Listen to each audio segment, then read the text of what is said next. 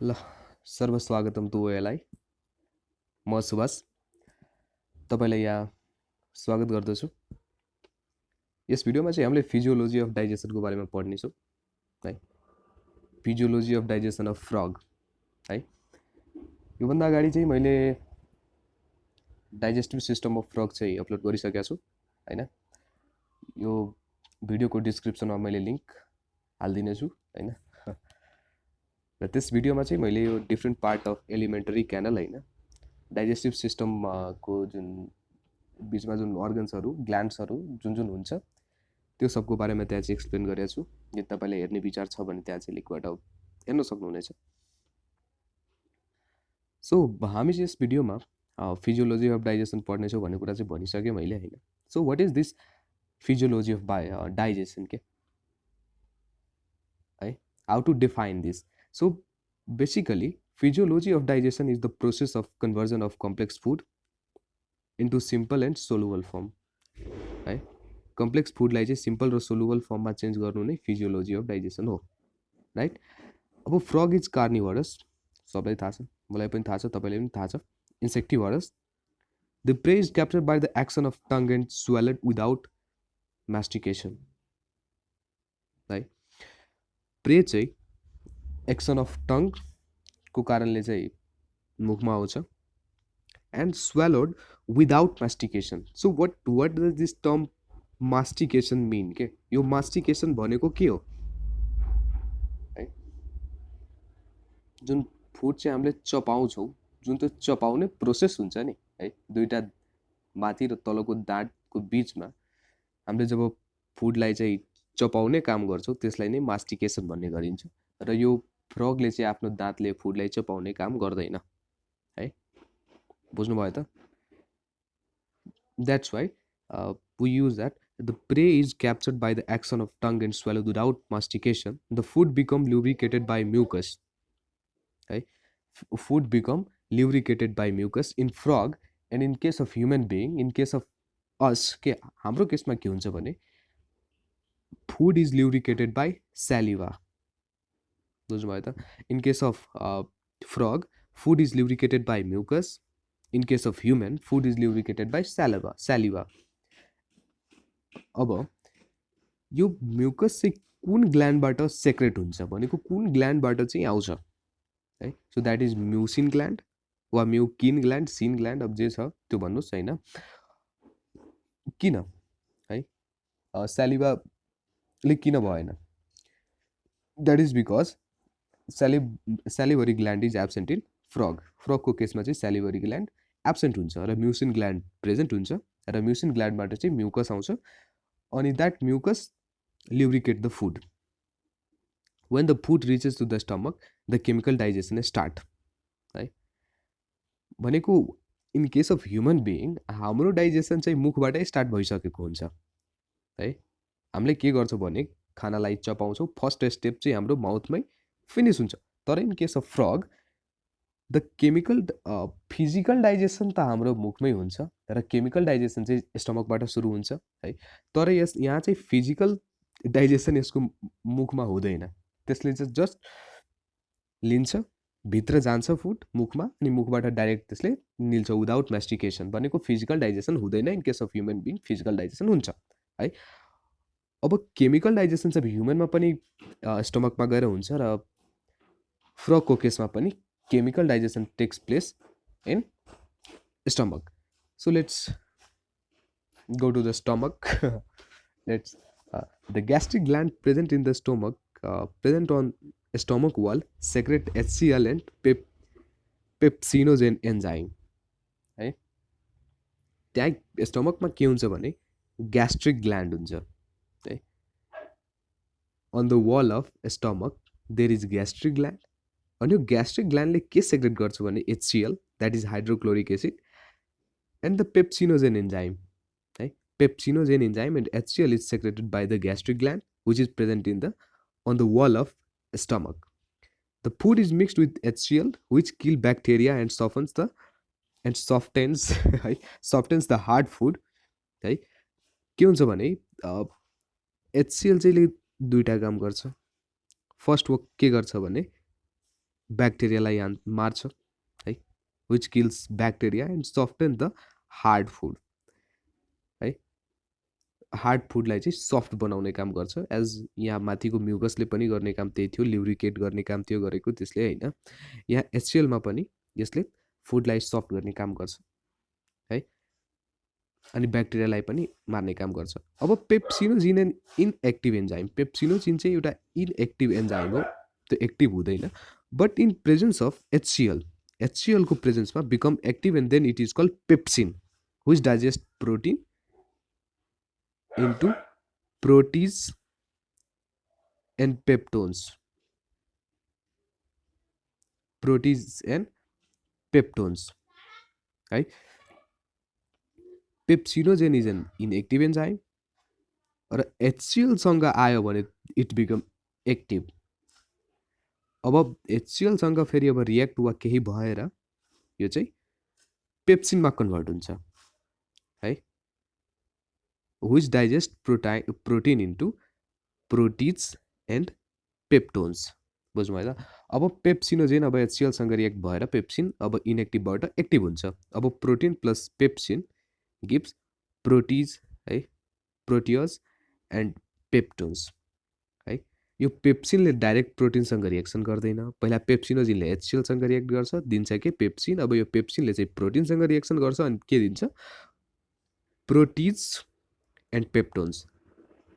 After that food become creamy fluid like chymes, these that है। From the pyloric constriction the chyme slowly moves toward the duodenum। हाम्रो स्टोमकमा हुने काम चाहिँ यही हो कि ग्यास्ट्रिक ग्ल्यान्डले चाहिँ एचसिएल र पेप्सिनोजिन एन्जाइम सेक्रेट गर्छ है। HCl get mixed with the food है, it kills the bacteria and soften the hard food.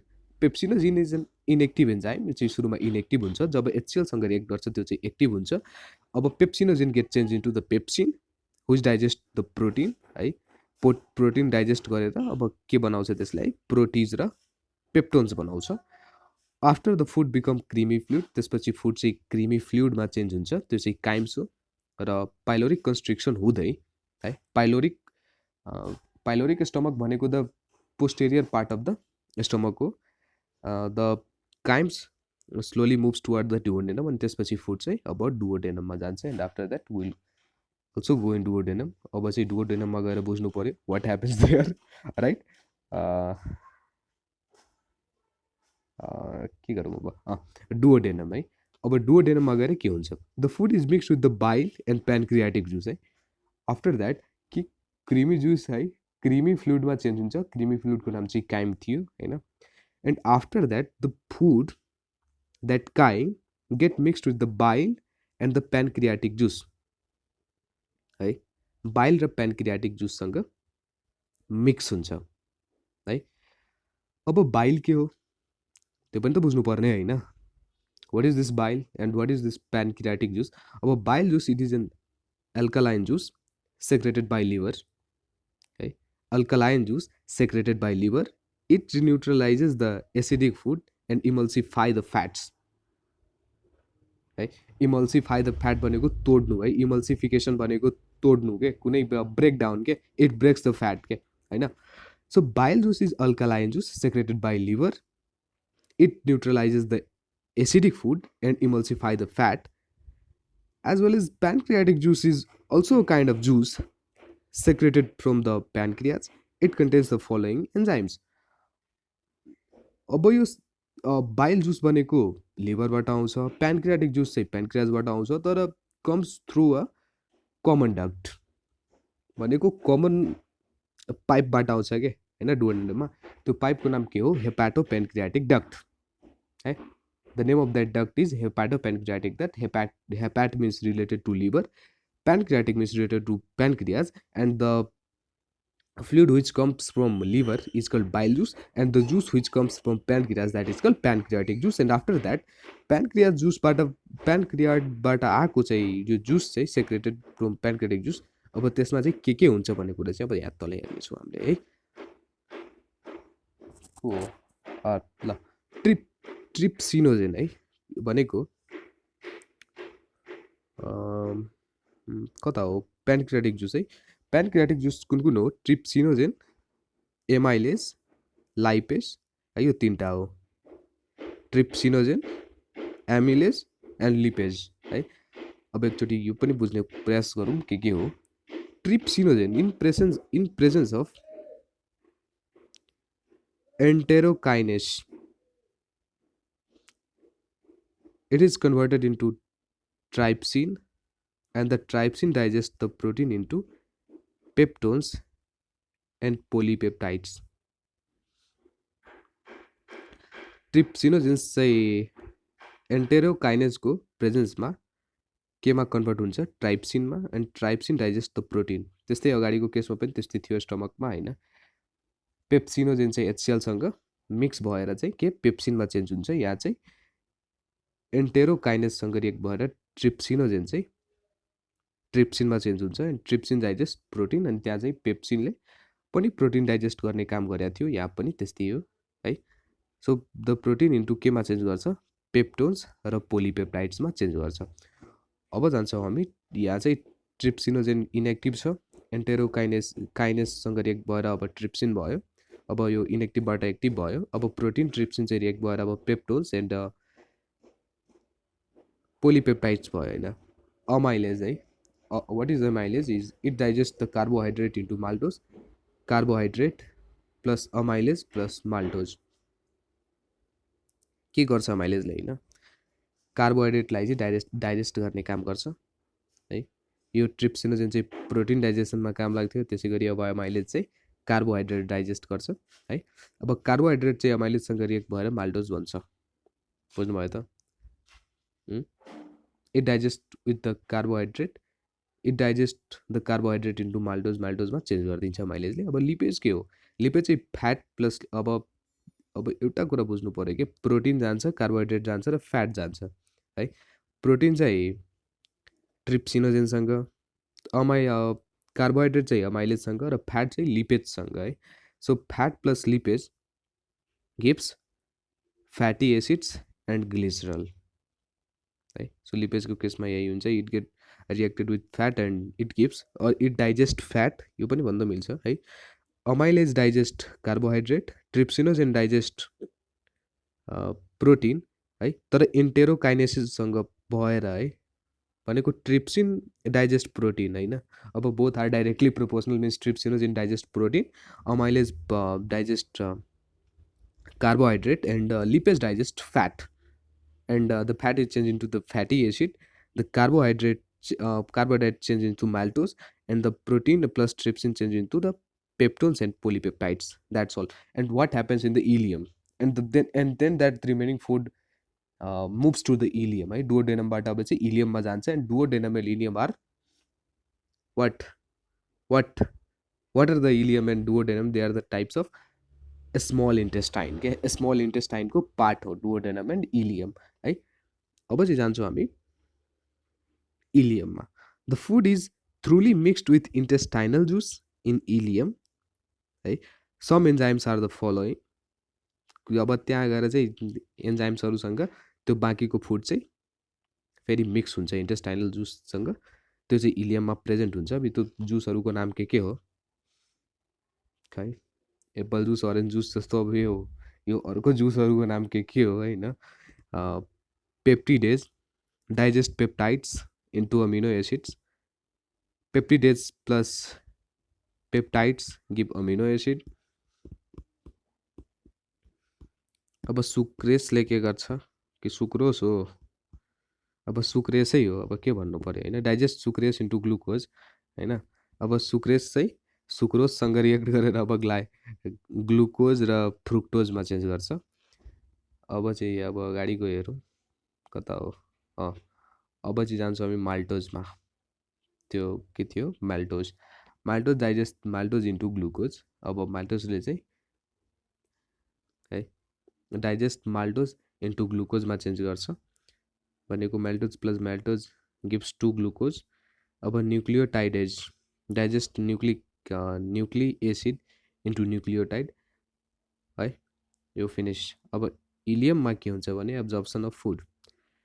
Absorption is the process by which digested food is taken into blood digested food is taken into the blood, the final product of protein means amino acid and carbohydrate pass into the blood capillaries of the intestine. The final product of fats, I mean the fatty acid and glycerol, pass into the lymph vessel and lacteal के हो यो lacteals absorption may be passive or active or both. In active absorption there is spend a small amount of energy. So absorption, basically what is this absorption means के हो यो wow great news this that है absorption of food. Absorption is simply a process by which digested food is taken into the blood. Absorption भनेको के हो भने digested फुडलाई चाहिँ ब्लडमा लग्ने प्रोसेस हो है. अब के हुन्छ भने फाइनल प्रोडक्ट भनेको अब चाहिँ अब्जर्भ भएर चाहिँ के प्रोडक्ट अब्जर्भ गरेको हुन्छ भने प्रोटिन के को फर्ममा, अमिनो एसिडको फर्ममा, कार्बोहाइड्रेट चाहिँ ग्लुकोजको फर्ममा है डाइजेस्ट गरेर ब्लड क्यापिलरीले कहाँ कहाँ पुर्याउँछ इन्टेस्टाइनमा. The final product fat this at glycerol pass into the lymph vessel. अब त्यसपछि लिम्फ भेसलमा जान्छ. अब के भने चाहिँ absorption may be passive or active or both. In active absorption there is a spend of a small energy. भन्यो कि एक्टिभ प्यासिभ र दुइटै हुनसक्छ एब्जर्प्सन होइन. त के एक्टिभमा के हुन्छ भने स्मल अमाउन्ट अफ एनर्जी पनि स्पेन्ड हुन्छ. अब यो चाहिँ के हो भिलाइ है. अघिको भिडियोमा चाहिँ मैले भिलाइ भनेको थिएँ होइन. के थियो त्यो भिलाइ? यो भिलाइको पिक्चर हो क्या, मलाई याद छ. भिलाइको त नहुनु पर्ने के को यो इन्टेस्टाइनल एपिथेलियम. अब त्यही क्यापिलरीको थ्रु होइन अमिनो एसिड ग्लुकोज र के भनौँ amino acid glucose and fats है त्यो चाहिँ इन्टेस्टाइनमा जान्छ, त्यही भने हो. तर इलियममा चाहिँ एउटा भिलाइ भन्ने पनि यस्तै हुन्छ कि फिङ्गर लाइक प्रोजेक्सन हुन्छ. त्यहाँ चाहिँ त्यसले एरिया अफ अब्जर्प्सनलाई चाहिँ बढाउने काम गर्छ. त्यही भएर मलाई लाग्यो भिलाइ नै हो, तर यो चाहिँ इन्टेस्टाइनल एपिथेलियम है. So let's begin to the egestion. अब लास्टमा आउँछ इजेसन होइन. के हुन्छ एन्डिङमा होइन? What happens to the end? Undigested food get passed outside है. सबलाई थाहा छ होइन, अनडाइजेस्टेड फुड गेट इजेस्टेड. अब इजेसन भनेको के हो? It is the process by which the undigested food is passed outside the semi solid undigested food or faeces pass outside through the cloacal aperture. अनि लास्टमा के हुन्छ भने त्यो undigested food get passed out. And this is all about the physiology of digestion. I hope you like this session, and I will continue bringing such videos to revise. Or if you are watching this for the first time and you haven't read this this what to tell exactly this physiology of digestion, then you can watch this whole video as you have watched so that you are listening me here. And at finally I would like to thank all of you for your support, and this is all, and meet you at the next video. Till then, stay safe, stay happy. Thank you. Thanks for watching.